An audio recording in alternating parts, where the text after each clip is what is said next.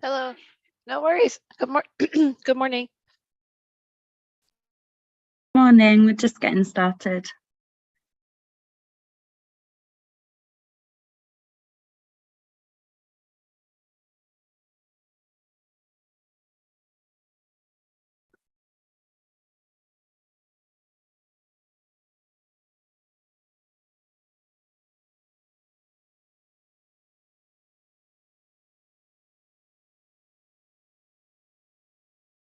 All right, good morning, everyone. I'd like to welcome you all to today's public meeting of the Mayor's Council and to call this meeting to order. Note that we have a number of members joining us by video conference. Just confirming that you can hear us. A thumbs up. Perfect. All right, thank you. Before we begin, I want to acknowledge, respect, and celebrate the Indigenous nations on whose treaty and unceded territories we are fortunate to live, work, and operate. In recognition of National Day for Truth and Reconciliation on Sunday, I'm honored to welcome TFN Councillor Valerie Cross and appreciate her offer to provide our land acknowledgement and to speak to the importance of Sunday as part of our broader work here at the Mayor's Council. So with that, I'll turn it over to Councillor Cross.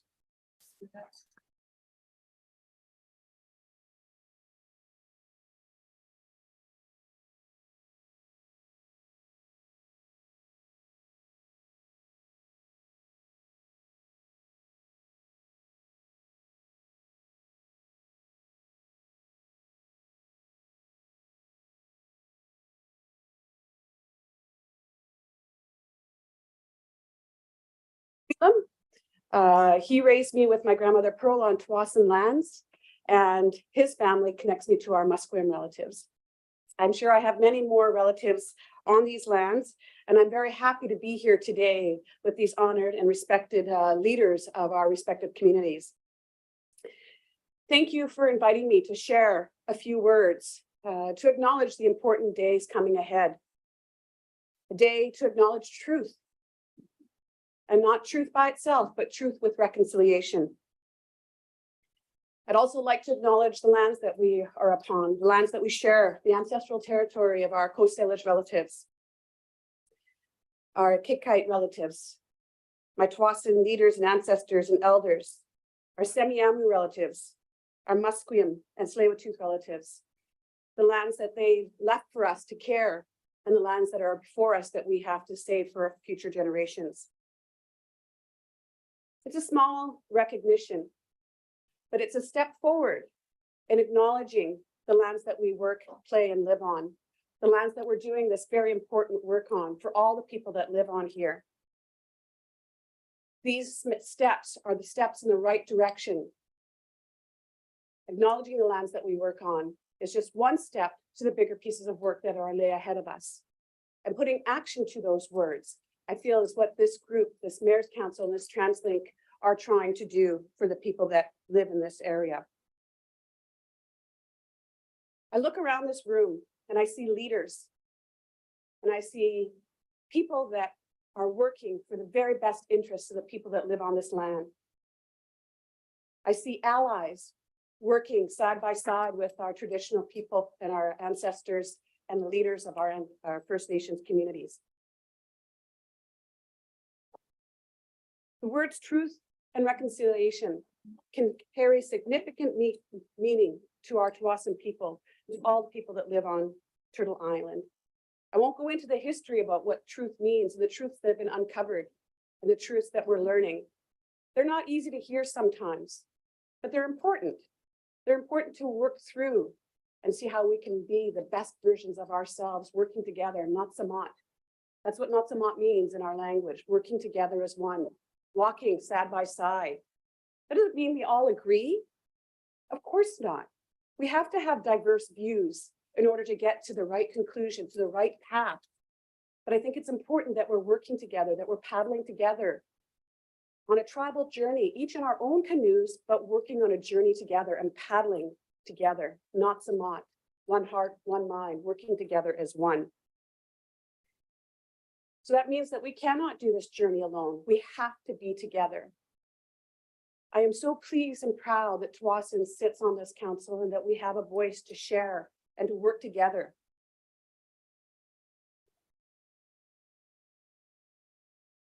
The path of reconciliation requires collaboration. And us being a part of this and listening to the plans that you have for First Nations transportation needs. This is collaboration, and I am very grateful that we have an opportunity to be part of this. I want to raise my hands to each and every one of you that are in presence here and those that are on the Zoom and in the audience for taking the time to acknowledge the deep meaning of what truth and reconciliation means, what Orange Shirt Day means, and the journey of our Canadian history and how we can move forward together. It's a lot of powerful work that we can do together. And I think that we will be very successful as long as we work with the truth and reconcile together. Thank you so much for allowing me to have some moments in this important meeting and share a few words. Well, thank you very much, Councillor Cross, for those important and impactful words. I know I speak for all members of the council when we say how appreciative we are of having your nation present here and doing this work together. So thank you very much. Appreciate it. Thank you. All right, with that, could I have a motion to adopt the agenda? It's been moved and seconded. All those in favor? Opposed? Motion carried. Approval of the public meeting minutes. It's moved and seconded. All those in favor? Opposed? Motion carried. Okay, we're going to start off with public delegates. We have one this morning, Nathan Davidovich, and you have 3 minutes, sir.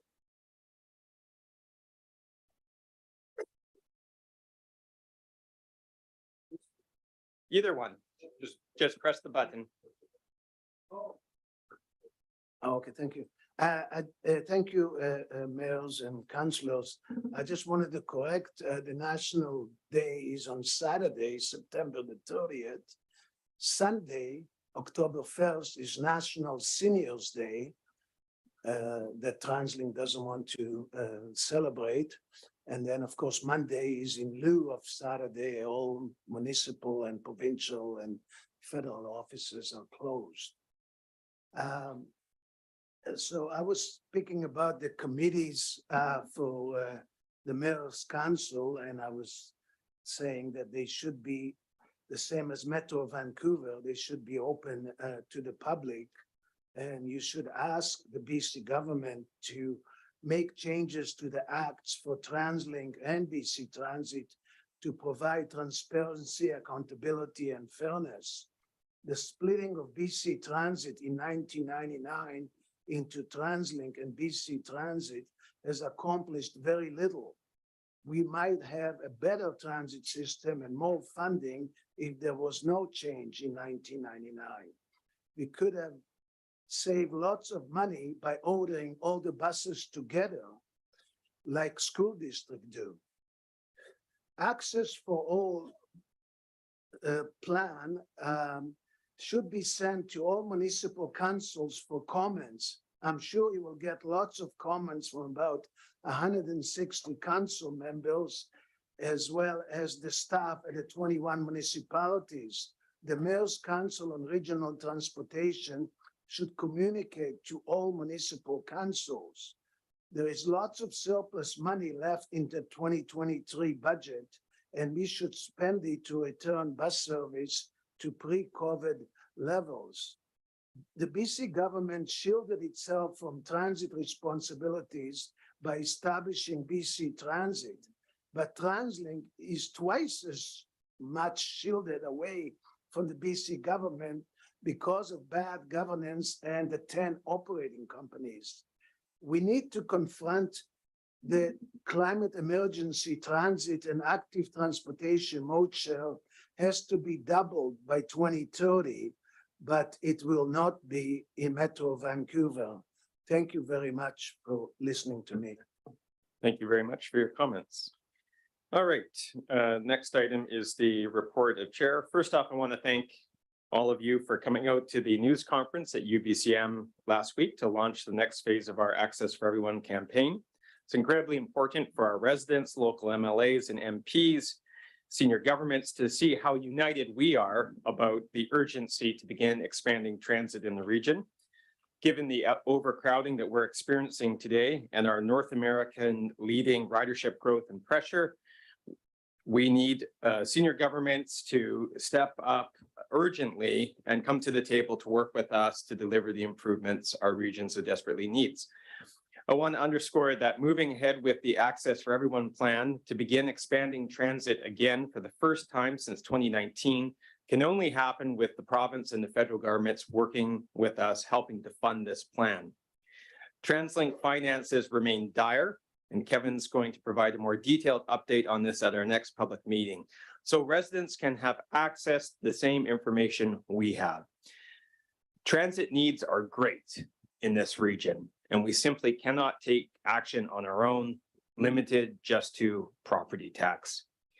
In recent days, there's been an undercurrent of finger pointing at all of us to move faster and bring new housing units online.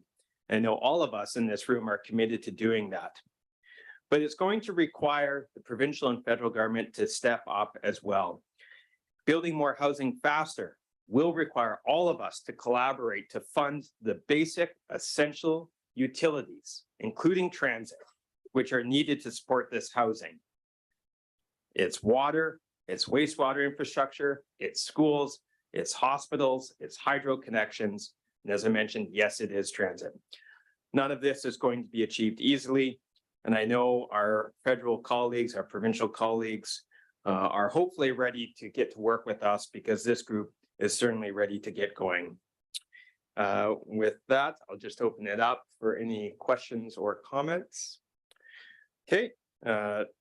Before I move on, you'll also see there's a report from me on appointments to the Mayor's Council of Committees, and that reflects an email that was sent to you earlier. If there's no questions or comments, can I have a motion to approve that? It's been moved, seconded. All those in favor, opposed, and carried. All right, next is a report from TransLink Management. So I'll invite Kevin Quinn to speak.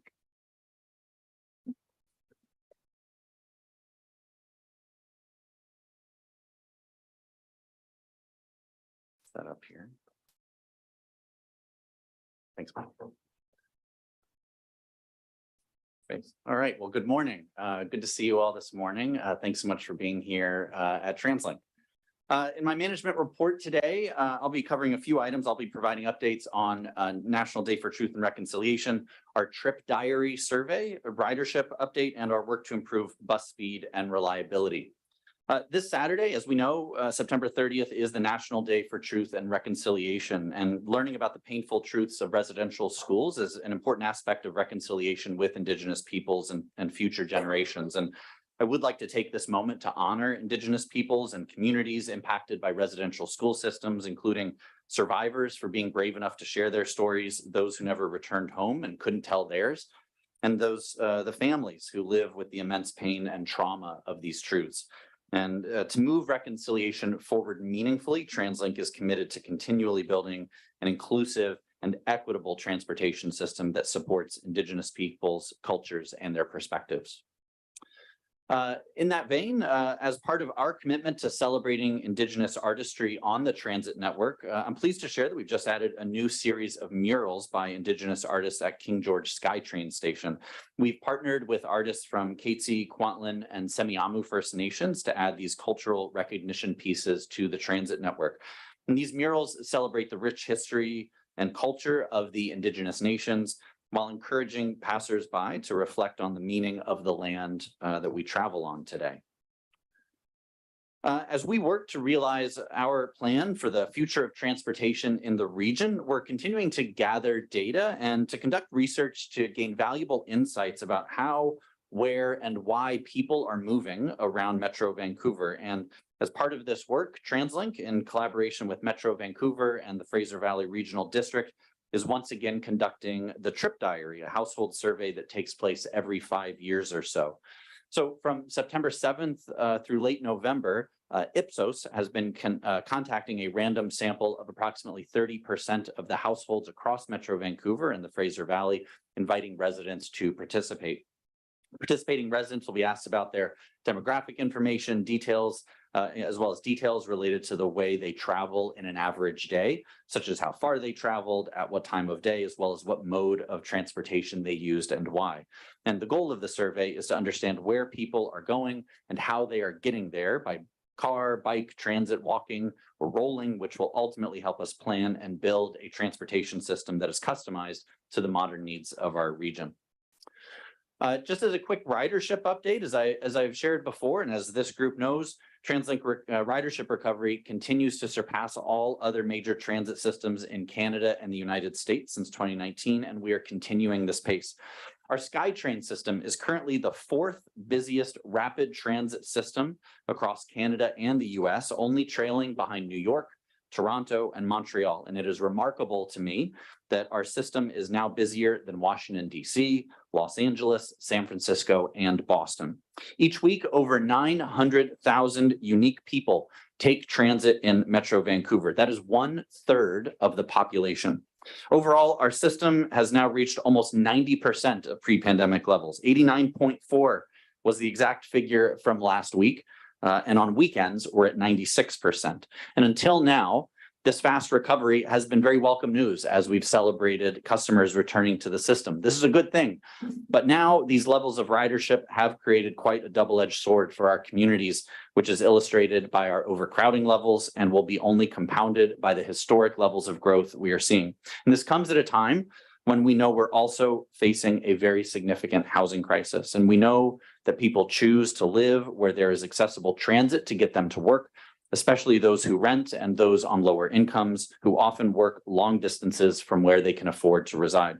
And now more than ever, it's clear that in order to solve our region's housing crisis, we must acknowledge the interconnection with transit infrastructure and its ability to open the door to affordable housing. We've seen pass-ups return on the system, especially in Surrey and areas of Vancouver. During the afternoon rush hour, 1/3 of bus trips in Vancouver and 1/4 of bus trips in Surrey are overcrowded in the busiest direction. And as I've mentioned, with over 50,000 people set to move to the region each year, this problem is only going to get worse. Without additional investments in transit services, we're forecasting that by 2025, overcrowding rates in the Surrey-Langley area will be 6 times more than they are today and 5 times more in Vancouver. Now is not the time to pump the brakes on transit expansion. Just as we invest in hospitals and in schools, we must ensure that our transit infrastructure meets our region's needs now and into the future. I want to thank senior levels of government for helping us keep our service levels high to date, but we are now at a critical juncture where we must expand services or face ongoing overcrowding.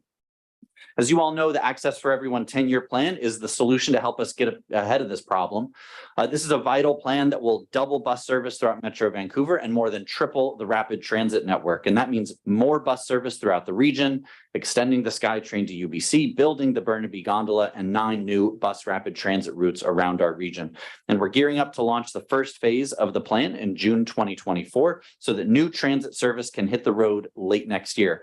But as we all know, the plan is unfunded, and we need support immediately from all levels of government to stay on track with these targets. Accessible and reliable transit is vital to creating and sustaining equitable cities and regions, ensuring that everyone can access essential services, jobs, education, and social opportunities, no matter where they live. I want to take a moment to highlight some big improvements on our bus speed and reliability initiatives, which really underscore our recent work to generate cost savings in a time when we really need it more than ever. It's no surprise that our Access for Everyone plan outlines a very bold bus-first approach to transit expansion in this region, because we know that fast and reliable service makes buses an attractive transportation choice. The reality is that buses carry more than 60% of our transit customers in this region. But when buses are slowed by traffic, it has real impacts on the lives of our customers. And these delays also cost TransLink over $80 million per year simply to maintain bus frequencies. Bus priority measures improve bus speed by up to 35% across the region and contribute to savings by improving scheduling efficiency and reducing resource needs in the face of growing traffic. So, for example, As part of our commitment to improving bus speed and reliability across the region, we've recently partnered with the City of North Vancouver to extend the eastbound transit lane of the R2 Marine Main Rapid Bus Corridor. Currently, the transit lane ends at Queensbury, requiring buses to merge into the general travel lane until Gladstone. And this has not only resulted in slow service for customers, but these buses are sitting idle in traffic for 320,000 minutes per year, creating inefficiency and reducing the competitiveness of that service. When this project is complete, we will have a near continuous bus lane eastbound from Lonsdale to Phibbs. Once complete, the road improvements will improve transit travel time by up to 6 minutes during peak hours and provide a more reliable service for the 40,000 transit customers who travel along this corridor every month. I do want to thank Mayor Buchanan and the team at the City of North Vancouver for your continued collaboration to improve the quality of life for customers in our region. I want to highlight another one where in partnership with the City of Surrey and the City of Delta, construction is now underway on the R6 Scott Road Rapid Bus to install bus priority infrastructure on roadways, such as dedicated bus lanes, queue jumps, and upgraded bus stops. And I'm happy to share that construction for the R6 Rapid Bus is at 65% and is on track for an early 2024 launch.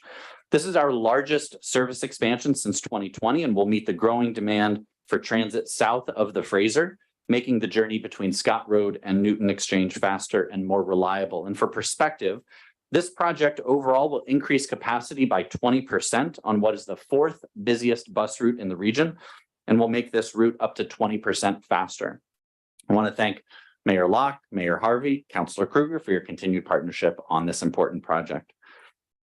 In addition to these two massive projects, there are 42 more underway in the region, and from bus bulbs, queue jumps, bus shelter relocations, and off-ramp widening projects, these are just some of the tools we have to shave time off customers' commutes while also reducing our costs. And these projects would not be possible without working in lockstep with all of your municipalities. And while we're proud of the recent work underway, the reality is that we are not doing enough and we're not doing it fast enough. Bus speed and reliability initiatives are the backbone of our system, and their success hinge on efforts that start at the city level. And so I request that we all together here today reaffirm our commitment and work hand in hand together to bring these bus speed and reliability projects to your communities by asking your city staff and council to champion these projects and push them forward quickly. These projects save money and they free up buses.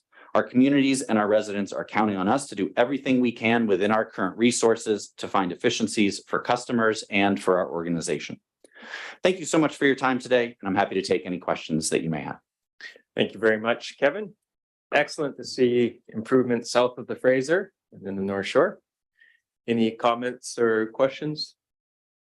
Okay, Thank you. Seeing none, can I have a motion to receive the report? Move second, all's in favor, opposed, carried.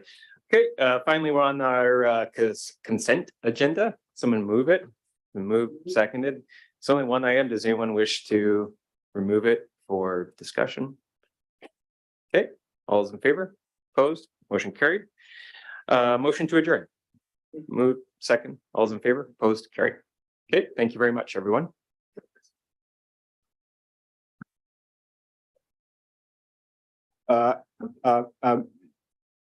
Yes, Mike Buda, you'd like to speak. Sorry, members, it's going to take about 7 or 8 minutes to close.